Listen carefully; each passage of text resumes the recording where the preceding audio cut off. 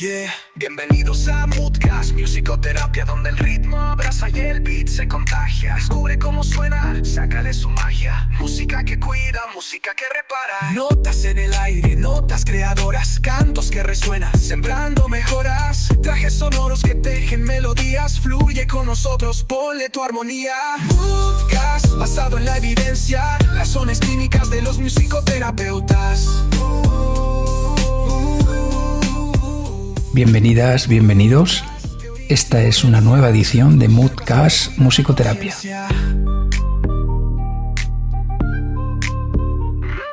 En este segundo episodio de Moodcast nos vamos a centrar en el tema de la formación en musicoterapia. Un tema esencial, es la base, es el principio a partir del cual después se organiza el trabajo clínico y se construye el desarrollo profesional. Relájate, que entra el viaje, no tengas prisa. Deja que este podcast ocupe tus días. Para ello nos vamos a centrar en un ejemplo paradigmático. Me refiero a la formación en la Universidad de Aalborg, en Dinamarca. Y voy a usar como referencia un libro que me leí hace no mucho tiempo que se llama Resonant Learning in Music Therapy, a Training Model to Detune the Therapist, que es esto del aprendizaje por resonancia en musicoterapia, o el aprendizaje resonante, y es un modelo de entrenamiento, de aprendizaje, para afinar al terapeuta. Palabras clave en el título que ya nos dan una idea de en qué consiste esto que vamos a tratar ahora.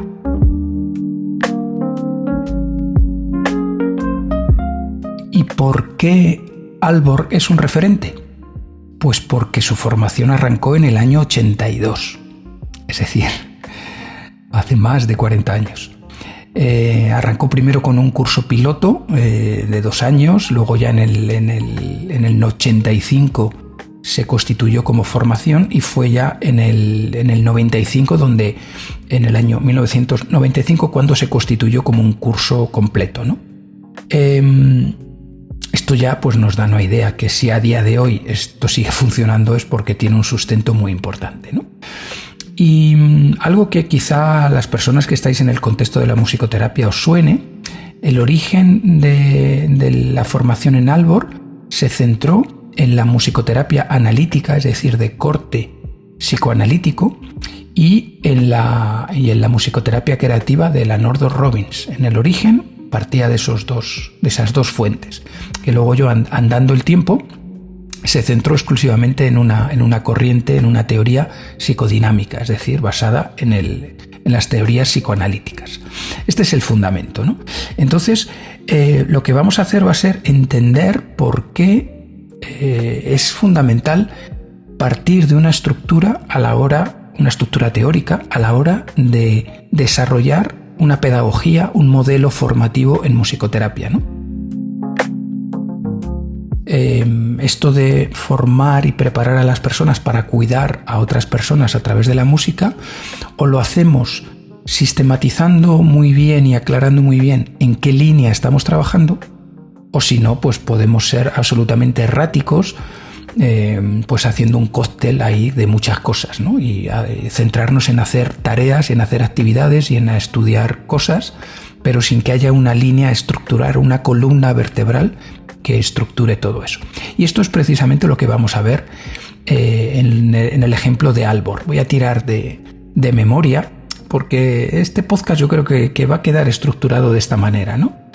Voy a tirar de todas las cosas que he ido leyendo a lo largo de estos años, de los aprendizajes que he ido realizando, y por tanto voy a rememorar, voy a abriros las puertas de mi memoria, voy a hacer que mi hipocampo empiece a rescatar recuerdos y vamos a ver qué ha quedado ahí, qué ha quedado de todas esas lecturas, de todos esos conocimientos. Lo de Aalborg, como os digo, es un caso paradigmático y muy, muy interesante. Así que lo primero que vamos a hacer va a ser poner en marcha la caja del hipocampo. Vamos a arrancarla, vamos a darle cuerda para poder acceder a su contenido con respecto al curso formativo de Aalborg.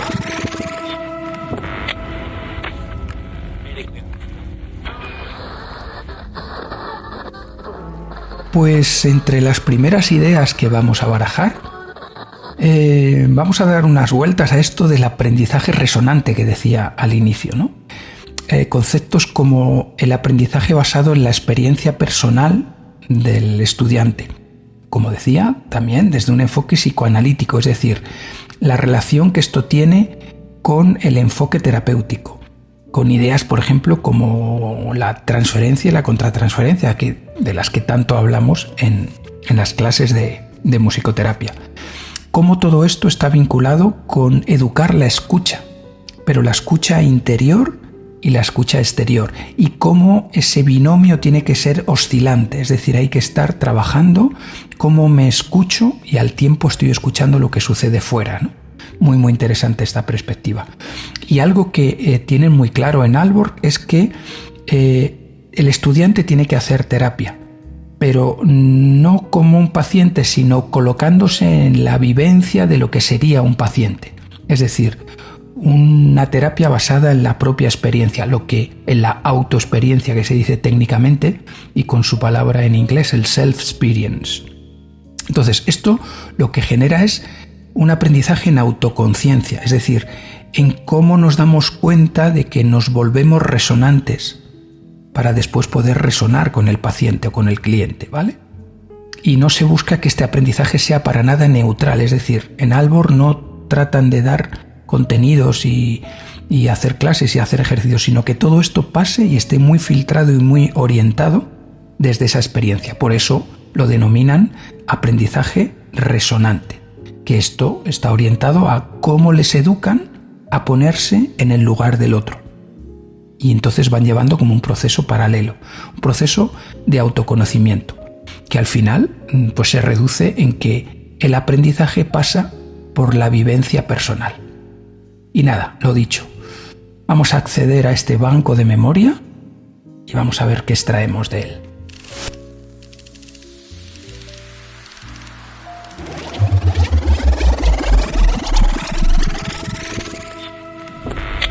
Hola. Hoy nos metemos de lleno en un campo fascinante, la formación de musicoterapeutas. Y concretamente desde una perspectiva psicodinámica. Tenemos por aquí material académico que habla de cosas como el aprendizaje resonante. Suena interesante. La idea es ver cómo esta formación, va más allá de la pura teoría, ¿no? Cómo se mete en la experiencia personal para preparar de verdad a los futuros terapeutas. Vamos a desgranarlo un poco. Claro. A ver, el enfoque psicodinámico, según estas fuentes que comentas, parte de que nuestro inconsciente, nuestras experiencias pasadas, influyen mucho en cómo somos y actuamos ahora. Y en terapia, esto significa que la relación que se crea, la relación terapéutica, es fundamental. Ahí es donde entran conceptos como la transferencia y la contratransferencia, ¿verdad? Que suenan, importantes, pero quizá un poco abstractos para quien no esté muy metido. Sí, pueden sonar complejos. A ver, simplificando mucho, la transferencia es cuando el cliente, proyecta en el terapeuta sentimientos o figuras de su pasado, como si viera a su padre o a su madre en el terapeuta, ¿entiendes? Vale, sí, como revivir relaciones pasadas en la terapia. Eso es. Y la contratransferencia sería la reacción emocional del terapeuta a todo eso que proyecta el cliente. Una reacción que a veces también es inconsciente, ojo. Entiendo. O sea, son fenómenos que están ahí en la relación. Exacto. Y son herramientas muy potentes si se saben reconocer y manejar bien. Vale. Y el texto que manejamos menciona algo específico de algunos programas, como el de Aalborg, la llamada terapia de formación. ¿Qué es exactamente? ¿Suena a terapia para el propio estudiante? Bueno, no es exactamente una terapia personal tradicional. Es más bien una preparación experiencial. Los estudiantes adoptan temporalmente el rol de cliente, sí, pero dentro de un marco de aprendizaje y con supervisión. Trabajan con su propia historia, sus emociones reales. Ajá. Pero el objetivo no es curarse de algo personal, sino desarrollar una autoconciencia muy profunda. Es un entrenamiento, vivencial, para poder luego manejar las tareas como musicoterapeuta. Entendido. Y esto me imagino que conecta directamente con eso del aprendizaje resonante que mencionabas al principio. Justo. El aprendizaje resonante subraya eso, que formarte como terapeuta está íntimamente ligado a las relaciones humanas, a tu propia capacidad de relacionarte y entenderte. Se busca que el futuro terapeuta cultive una apertura, un respeto hacia sentimientos y experiencias que pueden ser muy distintas a las suyas. Claro, como dice Casement, uno de los autores citados, se trata de volverse más receptivo a esas claves desconocidas o incluso a las armonías disonantes de los demás. O sea, lo que no entendemos o nos choca del otro. ¡Qué interesante! Implica entonces que la propia experiencia emocional del estudiante es material de aprendizaje. Totalmente. Es materia prima esencial. Pero a ver, ¿cómo se consigue esa capacidad de conectar tan profundamente sin perder la perspectiva profesional o acabar quemado? Debe ser delicado, ¿no? Sí, lo es. Y ahí entra lo que llaman la subjetividad disciplinada. ¿Subjetividad disciplinada? ¿Qué significa eso? Pues que no se busca una neutralidad fría y distante, que quizá ni siquiera es posible. Se trata de aprender a estar presente de forma subjetiva, con lo que tú sientes y piensas, pero siempre orientando esa subjetividad a entender el mundo del cliente, en resonancia con el cliente, no centrado en uno mismo. Vale, estar presente pero al servicio del otro. Exacto. Y para eso se entraman diferentes actitudes de escucha, una más enfocada hacia afuera, hacia el cliente, que llaman alocéntrica, y otra más interna, egocéntrica, prestando atención a las propias sensaciones, a la dinámica que se está creando entre ambos. Y hay que aprender a, digamos, oscilar entre las dos. Un baile constante, como decías antes. Y sé que las fuentes mencionan ejercicios concretos para trabajar esto. Hablan de uno. Los 3 espacios personales y de comunicación. Sí, ese es un ejercicio fundamental en algunas formaciones. Se trabaja con improvisación vocal y con mucha conciencia corporal. Exploran 3 espacios imaginarios. El espacio privado, que es como el lugar interno, la base segura, donde uno se recarga. Ajá, el refugio interior. Luego el espacio social, que es el de la interacción, la relación con los demás. Y el espacio solista, que es el de manifestarse claramente, autoafirmarse, poner la voz. Privado, social y solista, ¿vale? Y se trabaja mucho la conciencia de los propios límites. Y sobre todo, cómo mantener esa conexión con tu espacio privado, con tu centro, incluso cuando estás interactuando intensamente o exponiéndote en el espacio solista. Claro, no perderse a uno mismo en la interacción o la exposición. Exacto. Y es curioso, porque los estudiantes suelen notar una evolución muy grande en cómo manejan estos espacios cuando repiten el ejercicio meses después. Ganan mucha más flexibilidad y seguridad. Parece un trabajo muy potente sobre la presencia y los límites. Y para integrar todo esto, toda esta complejidad emocional, la supervisión debe ser clave, ¿no? Especialmente al hablar de la contratransferencia. Absolutamente esencial. La supervisión es el espacio seguro donde el estudiante puede procesar todas las dinámicas complejas que surgen en la práctica, incluidas, por supuesto, sus propias reacciones emocionales, la contratransferencia, pero también otros fenómenos interesantes, como los llamados procesos paralelos. ¿Procesos paralelos? ¿Qué son? Pues a veces pasa que la dinámica que el estudiante tiene con su cliente se refleja, como un espejo, en la relación que ese estudiante tiene con su supervisor. Vaya. Sí, es como si la dinámica se repitiera a otro nivel. Y darse cuenta de eso es, una herramienta de aprendizaje muy potente para el estudiante. La supervisión ayuda a desvelar y trabajar estos reflejos. Entiendo. Es como una capa más de autoconocimiento y de entender las dinámicas relacionales. Exacto. Entonces, resumiendo un poco, ¿qué idea principal nos llevamos de esta exploración? Parece claro que esta formación psicodinámica en musicoterapia es en sí misma un viaje de autoconocimiento muy intenso. Y no como algo accesorio, sino como el fundamento mismo para poder después acompañar a otros de manera eficaz. Totalmente de acuerdo. Es la base.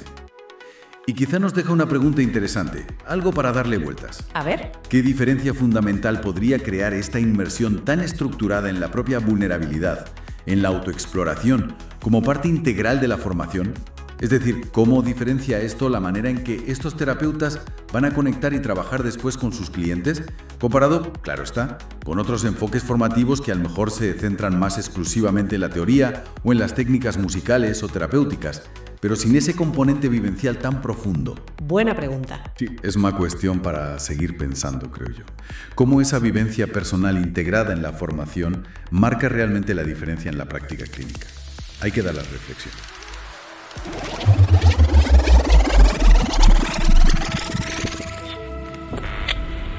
Creo que ha sido muy interesante esta primera descripción, este primer rescate de la memoria. Vamos a meternos con un segundo apartado. Si pensamos que una formación es como un árbol no se sustenta y no se sustenta durante 40 años si no tiene raíces, ¿no?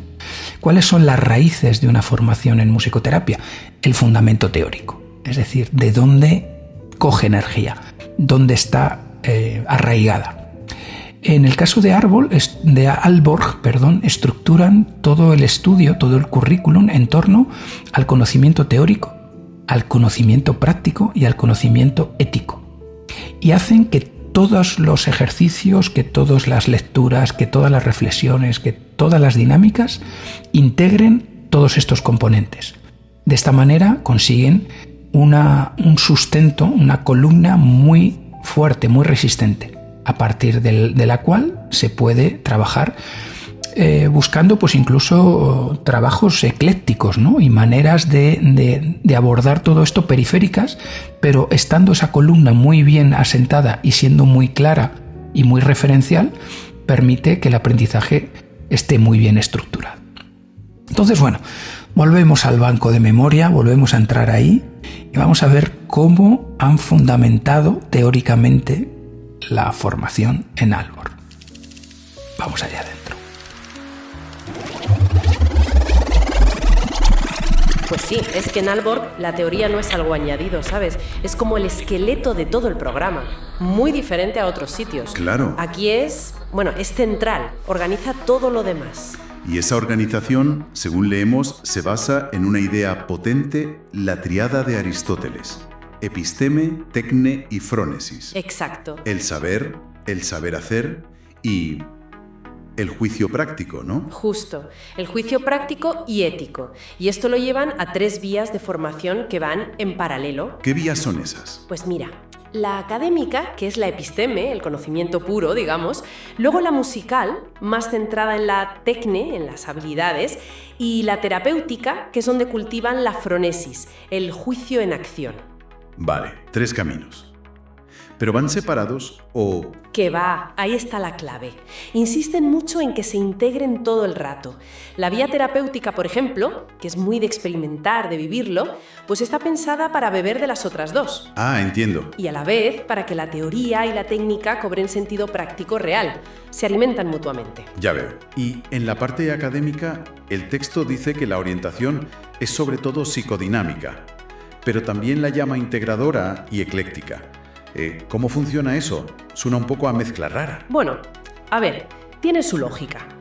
La base psicodinámica les da un marco fuerte para entender lo profundo, las relaciones, el inconsciente, cosas esenciales en terapia. Pero integradora significa que no se cierran ahí. Cogen desarrollos más nuevos, ideas de otras disciplinas que encajan bien y enriquecen esa base psicodinámica. No es un eclecticismo de todo vale, ¿eh? Vale. Es una integración con cabeza, digamos. Eso es, con fundamento. Y tener esa base teórica tan clara, ¿qué ventajas prácticas les da en el día a día?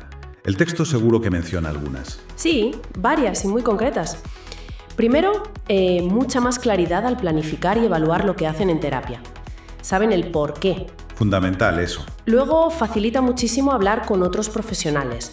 Médicos, psicólogos, pueden explicar su trabajo con un lenguaje conceptual sólido. Claro, te entienden mejor. Exacto. Y tercero, es crucial para manejar conceptos terapéuticos que son complejos de por sí. Por ejemplo. ¿Qué tipo de conceptos? Pues la relación terapéutica en sí misma. La teoría ayuda a ver cómo se forma, qué pasa ahí, o la transferencia y la contratransferencia. Que en musicoterapia, ojo, no es solo lo que se dice, sino lo que pasa con la música, en la interacción musical. Sí. Y eso es muy potente. Interesante. La teoría psicodinámica da herramientas para leer eso. O el inconsciente, que no es solo un saco de problemas, sino también una fuente de creatividad, de recursos, algo clave en musicoterapia. Muy gráfico. Y antes has mencionado la fronesis, el juicio práctico-ético, como meta de la vía terapéutica. ¿Cómo la trabajan? Pues sobre todo con mucha autoexploración por parte del estudiante. Se parte de la idea de que para decidir bien en situaciones clínicas reales, que son un lío y nunca vienen en los libros, necesitas conocerte muy bien. Tus reacciones, tus puntos ciegos... Entiendo. autoconciencia. Exacto. Y los marcos teóricos ayudan a eso, a que los estudiantes entiendan sus propias vivencias durante la formación. Conectan lo personal con lo profesional que serán. Tiene todo el sentido. Para la complejidad real, necesitas más que teoría y técnica. Necesitas esa sabiduría práctica. Justo. Combinan el aprendizaje más, digamos, de arriba a abajo, el académico, con el de abajo arriba, el que sale de la experiencia directa y de pensar sobre ella. El texto dice que esa mezcla es lo que forma profesionales que saben moverse en la incertidumbre. Entonces, para ir cerrando, la gran idea de Aalborg, según este análisis, no es solo qué teoría usan, No. sino cómo la usan, como una estructura viva que conecta todo, lo académico, lo musical, lo terapéutico, y guía el crecimiento del estudiante como técnico, pero también como persona y como ético. Precisamente. Es eso. Y una reflexión que deja este texto, y que quizá nos sirva a todos, es que esta apuesta por una teoría clara y reflexionada busca formar lo que llaman una subjetividad disciplinada. Y esto nos lleva a pensar, ¿no? Más allá de este campo, en cualquier profesión compleja, hasta qué punto conocer los marcos que guían cómo actuamos, aunque no nos demos cuenta, nos ayuda a navegar mejor la confusión, la incertidumbre y a tomar decisiones más conscientes y, bueno, más responsables.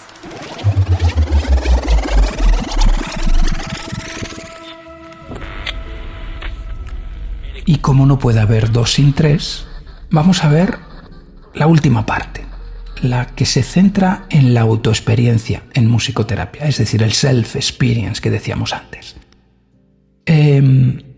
La vía de la experiencia como estructura básica de aprendizaje es la vía central en la que estructuran todo lo que tiene que ver con los conocimientos terapéuticos.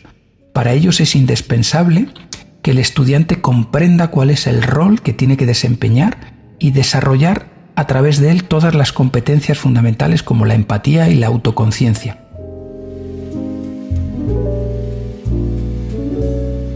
Este tipo de trabajo, basado en la autoexperiencia, ayuda a que se integre la teoría con la práctica, que estén íntimamente ligadas y que refuercen todo el aprendizaje, ¿no? Por tanto, el conocimiento que hacen es absolutamente tácito, ¿vale? Y preparan de esta manera a los futuros musicoterapeutas para ese mundo tan complejo y de incertidumbre que es el trabajo clínico, desde ese fundamento de la ética, ¿no? Bien estructurada, bien asentada. Entonces, este fomento del desarrollo personal profundo permite a los estudiantes explorar su propia historia, es decir, trabajan desde lo que ya traen y establecen patrones relacionales entre su vida y la que va a ser la vida como terapeutas y el trabajo con los pacientes, ¿no? Con lo cual, todo esto, como decíamos antes, también está construido desde ese modelo psicodinámico, ¿no? En el que explorar la mente subconsciente aporta una cantidad tremenda de contenidos que precisamente pues, hay que elaborar para estar preparados de cara a poder ponerse a ayudar a los demás. Vamos a por esta tercera pata y entramos nuevamente en el banco de la memoria a ver qué me ha quedado ahí suspendido en el campo extenso del hipocampo.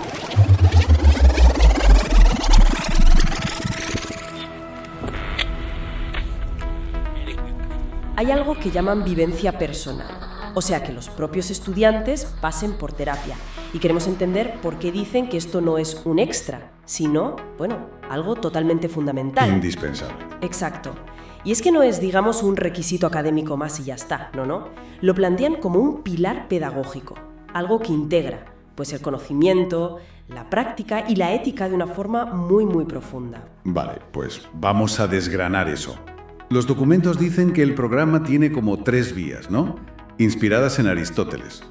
Hablan de episteme, que es el saber teórico. El conocimiento, sí. Luego, tecné, la habilidad técnica, el cómo hacer las cosas. Las herramientas, las técnicas concretas. Y frónesis. Aquí, en esta frónesis, es donde entra la vivencia personal. A ver, ¿qué es exactamente la frónesis? Y sobre todo, ¿por qué es tan vital la experiencia propia para desarrollarla? Pues mira, la frónesis se podría traducir como sabiduría práctica o juicio ético en acción. No es algo que aprendes sobre los libros, ¿sabes? Es más bien esa intuición educada, ese saber estar y responder bien en situaciones humanas complejas. Y eso se cultiva sobre todo en la relación, en la experiencia directa. Ah, claro. Por eso, pasar por el rol de estudiante-cliente, como lo llaman, es casi un prerequisito para luego ser estudiante-terapeuta. Te da un tipo de conocimiento, pues eso, experiencial, vivido en el propio cuerpo, que la teoría sola no te puede dar. Entenderlo desde dentro, ¿no? Exacto. Saber lo que se siente al estar ahí. Entendido. Y aquí es donde, para mí, se pone muy interesante. Los textos mencionan competencias específicas que se desarrollan así.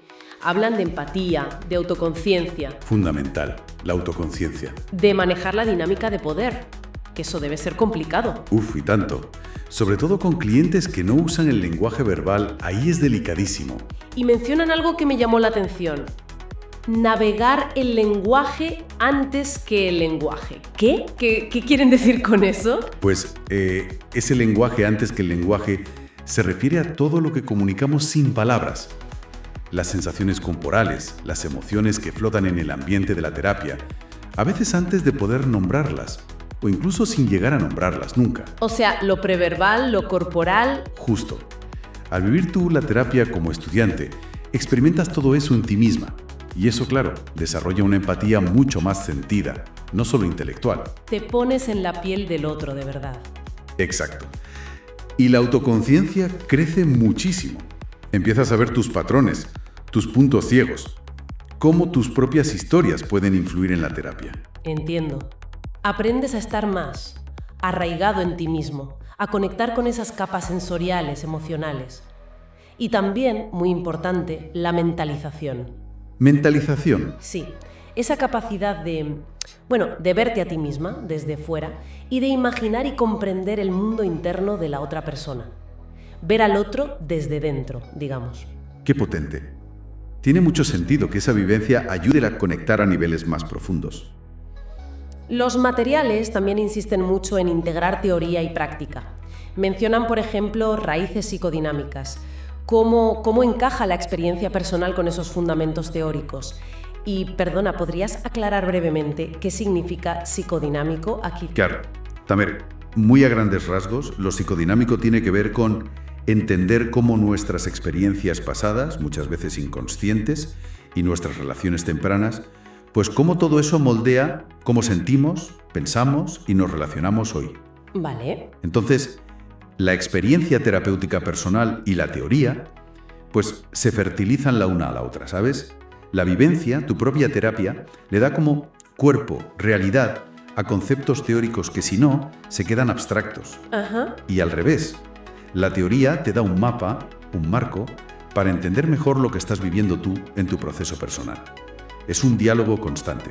Una cosa nutre a la otra. Eso es. Y además, se valida mucho el conocimiento tácito, el que llevamos incorporado. El cuerpo, la voz, se convierten en instrumentos del terapeuta. Aumenta la conciencia corporal, la sensibilidad. Entiendo esa conexión. Y luego está la parte ética. Dicen que es esencial. Me llama la atención esa palabra, esencial. ¿Por qué es tan determinante para la ética del psicoterapeuta haber pasado por terapia? ¿Qué implica eso para su futuro trabajo? Pues es esencial porque la ética en este campo no es solo, digamos, seguir unas normas escritas. Es más una actitud. Y esa actitud nace en gran medida de la autoconciencia y del autocuidado. Y del propio terapeuta. Claro. Si eres consciente de tus propias vulnerabilidades, de tus límites, eso te hace mucho más sensible a las del cliente y te ayuda a prevenir el agotamiento, el burnout. Algo muy importante en esta profesión. Fundamental. Además, esta experiencia te ayuda a tolerar la incertidumbre. El trabajo terapéutico está lleno de ella, sobre todo si trabajas desde enfoques como el psicodinámico, que reconocen la complejidad del mundo interior. Te prepara, digamos, para tomar decisiones difíciles, para asumir la responsabilidad de la relación terapéutica. Construyes una base ética, más sólida, más tuya. La verdad es que es impactante la profundidad que le dan. No es un trámite, es un proceso formativo central. Totalmente. y requiere, claro, una gran apertura y vulnerabilidad por parte de los estudiantes. Pero se ve como algo irrenunciable para formar buenos profesionales competentes y éticos. Entonces, resumiendo un poco, esta vivencia personal en Aalborg no es una simple introspección y ya está. Es un componente pedagógico muy pensado, muy estructurado. ¿Con una base teórica detrás? Sí. Diseñado para integrar el saber y la práctica, para fundamentar la ética en la autoconciencia y para preparar a los futuros musicoterapeutas para la complejidad del trabajo con personas. Exactamente. Y fíjate, esto nos deja con una pregunta interesante, ¿no? Si se pone tanto énfasis en el mundo interior del terapeuta, en su experiencia corporal, emocional, como herramienta clave, ¿cómo choca esto o cómo desafía a otras visiones de la terapia que quizás se centran más solo en la técnica, o en lo cognitivo, o en lo conductual? Claro. ¿Qué sugiere esto sobre qué es lo que realmente facilita el cambio en una terapia? Es algo para darle una vuelta, para seguir explorando. Pues hasta aquí la segunda entrega de Moodcast Musicoterapia. Espero que haya sido de vuestro interés. Y nada, yo me quedo reflexionando aquí en torno a la epísteme, a la tecné y a la prónesis, porque sin duda que estas son cuestiones que en el máster de musicoterapia de UNIR en el que trabajo van a ser fundamentales para darle una vuelta a cómo enseñamos, a cómo preparamos a nuestros estudiantes. Nos vemos en el siguiente episodio y que no falte la música. Hasta pronto.